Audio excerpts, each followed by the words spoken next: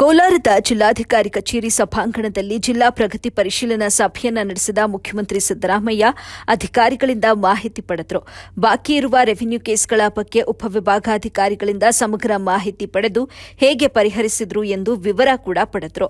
ರೈತರು ಕೇಸುಗಳಿಗೆ ಓಡಾಡಲು bus charge, ಊಟ ತಿಂಡಿ ಅಂತ ಸಿಕ್ಕಾಪಟ್ಟೆ ಖರ್ಚಾಗುತ್ತೆ. ಆದ್ದರಿಂದ ಜನರಿಗೆ ತೊಂದರೆ ಆಗಬಾರದು ಎಂದರೆ ಅನಗತ್ಯ ಕೇಸುಗಳು ಜನರೇಟ್ ಆಗಬಾರದು, ಅನಗತ್ಯ ಕೇಸುಗಳು ಬಾಕಿ ಇರಬಾರದು. ಅಧಿಕಾರಿಗಳ ಕಾರಣದಿಂದ ಜನರಿಗೆ ಖರ್ಚಾಗಬಾರದು. ವಿಶೇಷ ಅಭಿಯಾನ ಮಾಡಿ ಬಾಕಿ ಪ್ರಕರಣಗಳನ್ನು ಇತ್ಯರ್ಥ ಮಾಡಿ ಎಂದು ಜಿಲ್ಲಾಧಿಕಾರಿಗೆ ಸಿಎಂ ಸೂಚಿಸಿದರು. ಇನ್ನು ಅಪ್ರಾಪ್ತ ಹೆಣ್ಣು ಮಕ್ಕಳ ಮದುವೆ ತಪ್ಪಿಸಬೇಕು. ಈ ಪ್ರಮಾಣ ಹೆಚ್ಚಾಗಿದ್ದು ಹೇಗೆ ಎಂದು ಪತ್ರಿಕಾ ವರದಿಯನ್ನು ತೋರಿಸಿ ಅಧಿಕಾರಿಗಳನ್ನ ಪ್ರಶ್ನೆ ಮಾಡಿದರು. ಇನ್ನು ಅಧಿಕಾರಿಗಳಿಂದ ಸಮರ್ಪಕ ಉತ್ತರ ಬರೆದಿದ್ದಾಗ ಮಹಿಳಾ ಮತ್ತು ಮಕ್ಕಳ ಕಲ್ಯಾಣ ಇಲಾಖೆ ಹಾಗೂ ಪೊಲೀಸ್ ಅಧಿಕಾರಿಗಳಿಗೆ ಸ್ಪಷ್ಟ ಉತ್ತರ ಬರೆದಿದ್ದಾಗ ಇಂಥ ಘಟನೆಗಳೇನಾದರೂ ಮತ್ತೆ ಮರುಕಳಿಸಿದ್ರೆ ಸಂಬಂಧಪಟ್ಟ ಅಧಿಕಾರಿಗಳ ಮೇಲೆ ಕ್ರಮ ಖಚಿತ ಅಂತ ಎಚ್ಚರಿಕೆ ಕೂಡ ನೀಡಿದ್ರು. ವರದಿ ಮಾಡಿರೋದು ನೋಡಿದೆ, ನಾನು ಅದನ್ನ ಹೇಳಿದ್ದೀನಿ. 98 ಮೈನರ್ ಗರ್ಲ್ಸ್ ನೋಡಿದ್ರು, ಮೈನರ್ ಗರ್ಲ್ಸ್ ಇದನ್ನು ಹೇಳಿದ್ದೀನಿ.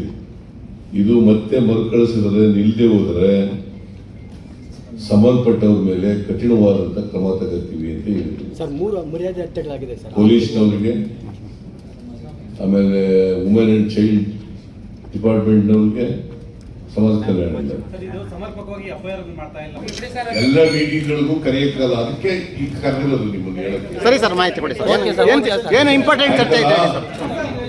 ಇದು ಇವತ್ತು ಮೊದಲನೇ ಬಾರಿಗೆ ಕೋಲಾರಕ್ಕೆ ಬಂದಿದ್ದೇನೆ. ಹಿಂದೆ ಬಂದಿದ್ದೆ ನಾನು. ಯರಗೋಳ್ ಡ್ಯಾಮ್ ಉದ್ಘಾಟನೆ, ಯರಗೋಳ್ ಕುಡಿಯುವ ನೀರನ್ನ